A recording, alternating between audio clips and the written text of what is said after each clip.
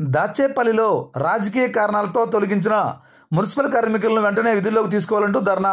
ఇక పూర్తి సమాచారం మేరకు నెల 10 రోజుల ముందు పల్నాడు జిల్లా గురజాల నియోజకవర్గం దాచేపల్లి నగర పంచాయతీలోని కార్మికులను రాజకీయ కారణాలతో తొలగించడం జరిగింది. ఇదే విషయమై మున్సిపల్ కమిషనర్కి కార్మికులు కార్మిక సంఘాల నాయకులు తెలవడం జరిగింది.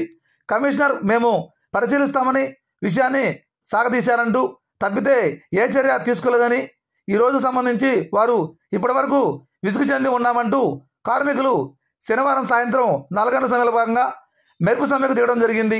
రాజకీయ కారణాలతో తొలగించిన కార్మికులను వెంటనే విధుల్లోకి తీసుకోవాలంటూ డిమాండ్ చేయడం జరిగింది. అలానే కార్మికులకు సంబంధించి మున్సిపల్ కార్మికులకు సంబంధించి ఎవరూ కూడా విధులకు హాజరు కారని తేల్చెప్పడం జరిగింది. ఈ కార్యక్రమంలో భాగంగా సమ్మె నోటీసులు వారు అందజేశారు. ఈ కార్యక్రమంలో మున్సిపల్ కార్మికుల తదితరులు పాల్గొనడం జరిగింది. తర్వాత ఈరోజు చూసి కార్మికులందరూ కూడా ఇప్పటికి కూడా 40 రోజులు అయ్యేసరికి ఇక వీళ్ళు తీసుకునేటట్లు లేరు అనే ఒక కారణంతో మిగతా కార్మికులందరూ కూడా పని మానేసి సమ్మెలోకి వెళ్ళాలని చెప్పేసి నేను నిర్ణయం తీసుకోవడం జరిగింది. దీనికి ముఖ్యమైన కారణం ఎందుకు తీసేశారయ్యా అని చెప్పేసి మేము మున్సిపల్ కమిషనర్ గారిని అడిగితే వాళ్ళు పని చేయట్లేదు అని చెప్పేసి ఒక మాట చెప్పడం జరుగుతూ ఉంది.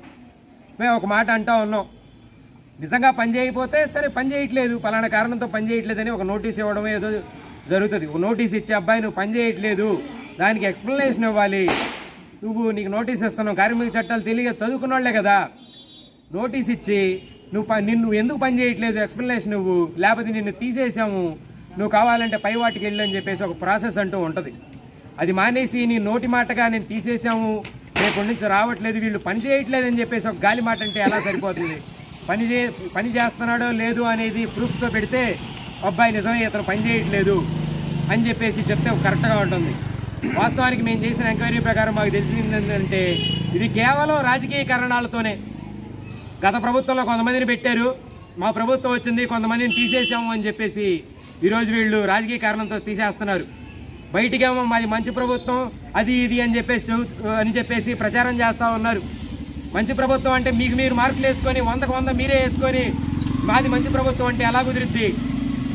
కార్మికుల్ని రాజకీయ కారణాలతో తీసేయడానికి సిగ్గుండాలని చెప్పేసి ప్రభుత్వాన్ని నేను ప్రశ్న చేస్తూ ఉన్నాను.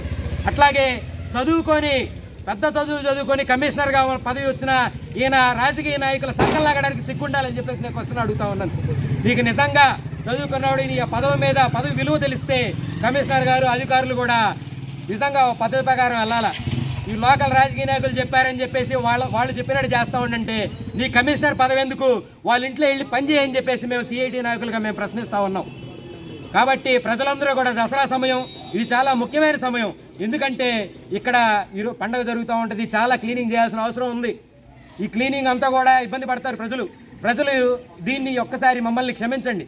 ఎందుకంటే మా వల్ల మేము పని ఆపట్లేదండి, వీళ్ళు కావాలని చేస్తున్నారు కాబట్టి మేము పని ఆపుతున్నాం అని చెప్పేసి చెబుతున్నాం. ప్రజలందరూ కూడా మాకు సహకరించి వీళ్ళందరి మీద కూడా ప్రభుత్వం మీద అధికారుల మీద ఒత్తిడి తీసుకొచ్చేసి మా ఉద్యోగం మాకు ఇప్పించేటట్టు చూడాలని చెప్పేసి మనవి చేస్తాం.